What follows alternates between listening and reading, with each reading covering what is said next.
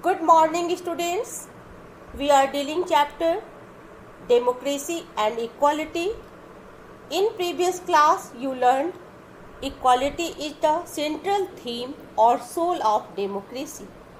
It is the precondition that ensures justice to all the people of a society or country.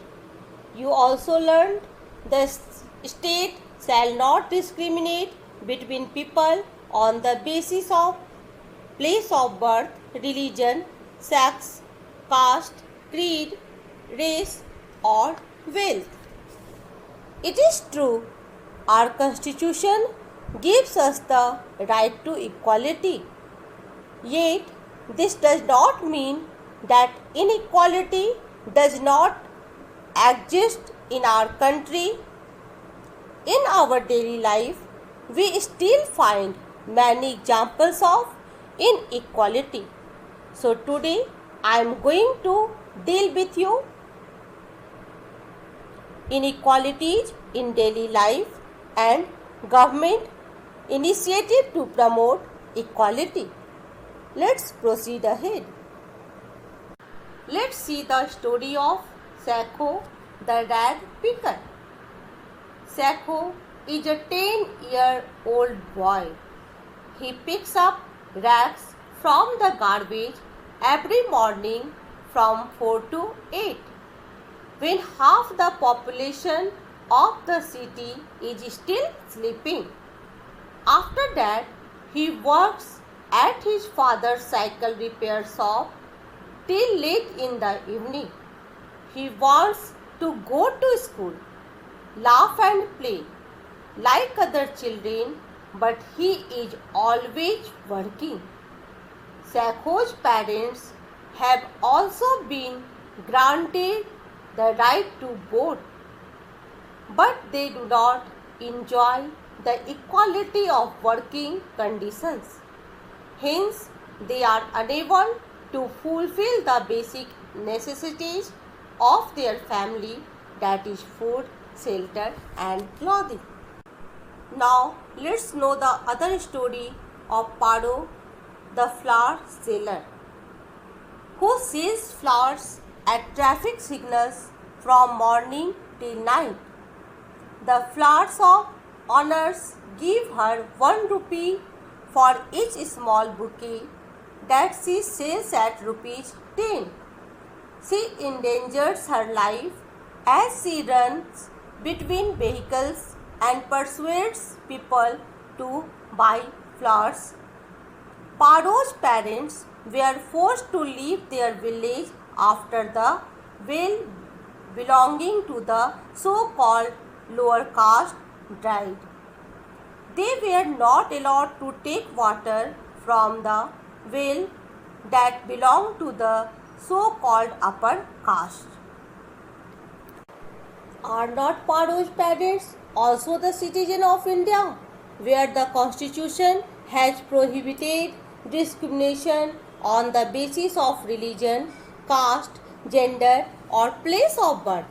But sadly, discrimination on the basis of caste continues to exist in spite of education and awareness, especially in rural areas. There are a significant number of people living below poverty line in India whose daily living and working conditions are far from equal. They hardly manage 2 square meals of the day. They have to live in slum area. They cannot get good medical and educational facilities. Now, we will deal with government initiatives to promote equality. The Government of India has implemented the provisions of the Constitution given under the right to equality in 2 ways. First, many laws have been made to protect the right to equality. For example, equal opportunities in education and jobs. Second, government has launched many programs and schemes for those communities that need assistance, for examples, SCs, STs and OBCs.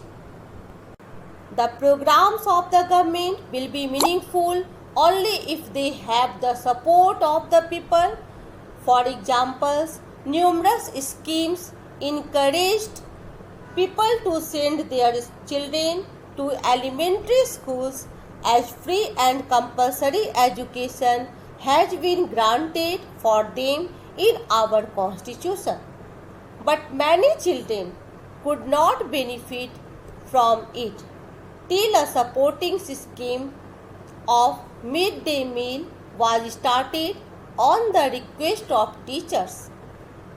It motivated many parents to send their children to school as cooked and nutritious midday meal was provided.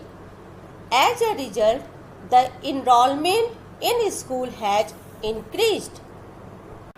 As you all know, during independence, there were lots of illiteracy and poverty among Indians. So after independence, there was an urgent need for the government to do something special and concrete to liberate the weaker sections from oppression and backwardness. The forced isolation of the scheduled caste and scheduled tribe imposed by the caste system had to end. Thus, reservation was provided for them to ensure their proportionate share in all walks of life, so that they could live a life of respect and dignity. Later on, along with the scheduled caste and scheduled tribes and other backward classes, were also provided the benefits of reservation. Now, I am going to share the case study of farmer's son Rahul, who qualified for IIT because of Mr. Anand Kumar, who helps the poor children with his Super 30 in Bihar. We feel happy when we hear about cases like this. It is the duty and moral responsibility of each and every Indian to ensure that all Shekhos and Paros are able to fulfill their dreams of going to school to make a better life for themselves. Their families should be enabled to fulfill the basic needs of life: food, shelter and clothing. Now we will discuss our government programs that are brought for SC/ST peoples. Our government has adopted various measures like loans, self-employment schemes, low budget housing on installments, free legal advice, widow pension, etc. to provide education, employment and housing to all. Our government also brought literacy program like Operation Blackboard, universal elementary education and adult education have gained popularity. Along midday meals, the schools are providing free uniforms and books, stipends, medical checkups, etc. Girl students and children from weaker sections have a reservation quota not only in government school but also in private schools. Special steps have been taken for tribal and rural children to include them in development programs. We must make sure that Indian democracy goes in the right direction and provides equality to all, where all citizens are aware, enlightened and educated. Let us all make India a successful democracy. That's all for today. Thank you and have a nice day.